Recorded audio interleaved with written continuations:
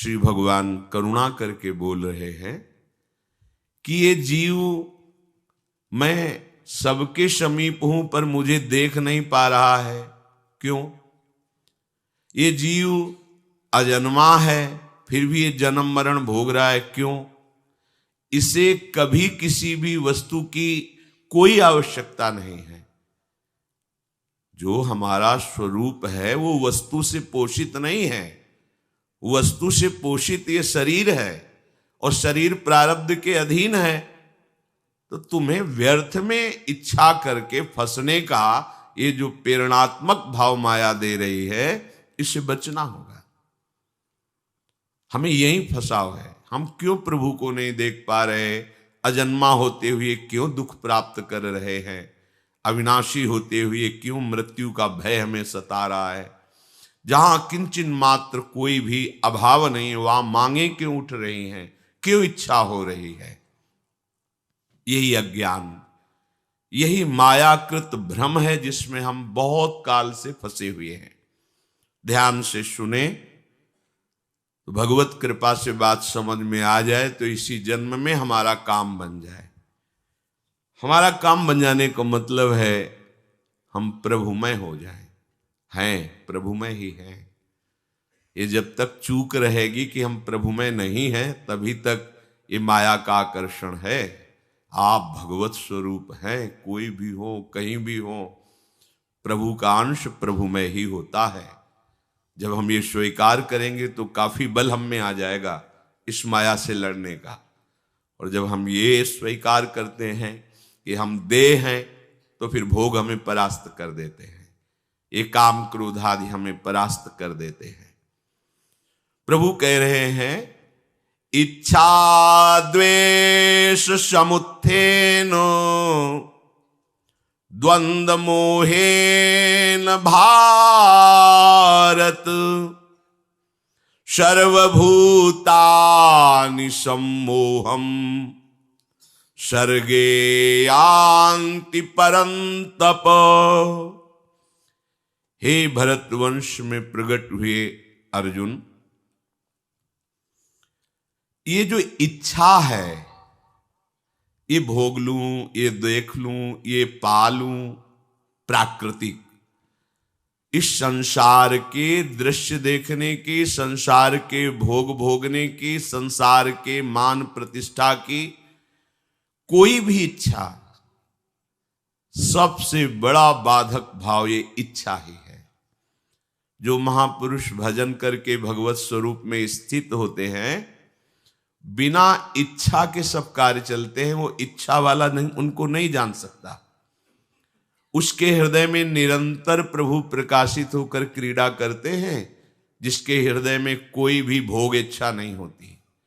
जाहि न चाही कबहु कछु तुमसन सहज स्नेह बसहु निरंतर तासुर सोराउर निज गेह।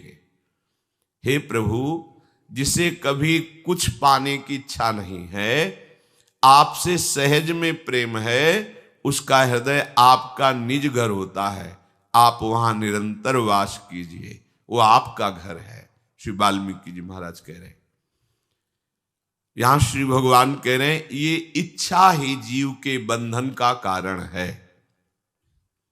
यहां तो इच्छाएं समुद्र की तरंग की तरह अटखेलियां कर रही है। जैसे समुद्र में अनंत तरंगे, ऐसे अनंत इच्छाएं, एक दो इच्छा है, अनंत इच्छाएं, ऐसा हो जाए, ऐसा हो जाए, ऐसा हो जाए। अगर कहीं प्रारब्ध वशात भगवद इच्छा से ऐसा हो भी जाए तो और भी इच्छाएं। इच्छाओं का कभी अंत नहीं पाया गया। इच्छा त्याग से ही इसका अंत होता है। इच्छाओं की पूर्ति से कभी भी किसी की इच्छा रुकी नहीं है। आज तक इतिहास साक्षी है। हमारी इच्छा पूर्ति हो जाए तो हम फिर भजन करने लगेंगे, ऐसा सोच केवल हो सकती है। पर जहां वो इच्छा की पूर्ति हुई, ताओं और इच्छाएं प्रकट हुई और उसमें फंस गया। इच्छा और द्वेष, ये जिसके हृदय में रहते हैं, भगवान के समीप रहने पर भी उन्हें नहीं देख पाता है, और उसे फिर ना चाहते हुए द्वंद्वों में पिसना पड़ता है। सुख दुख, लाभ हानि, जय पराजय, हर्ष शोक, जन्म मृत्यु, ये सब द्वंद्व हैं। ना चाहते हुए भी उसे इसमें पिसना पड़ेगा। जिसके अंदर भोगों की इच्छा है और दूसरों से द्वेष है।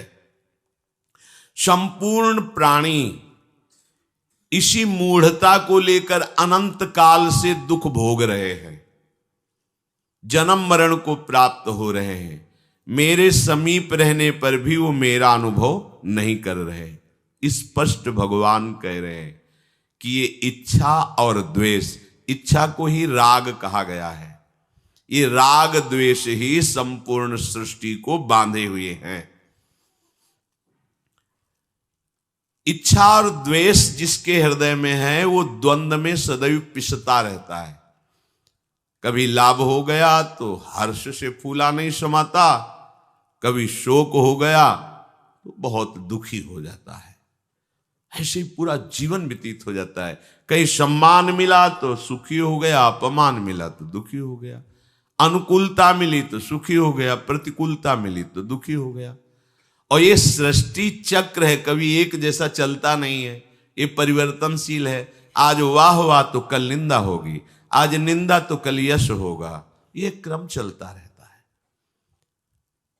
जो इच्छा और द्वेष को स्वीकार किए हुए उसे ना स्वीकारती होने पर भी द्वंद्वों में उसे पिसना पड़ेगा।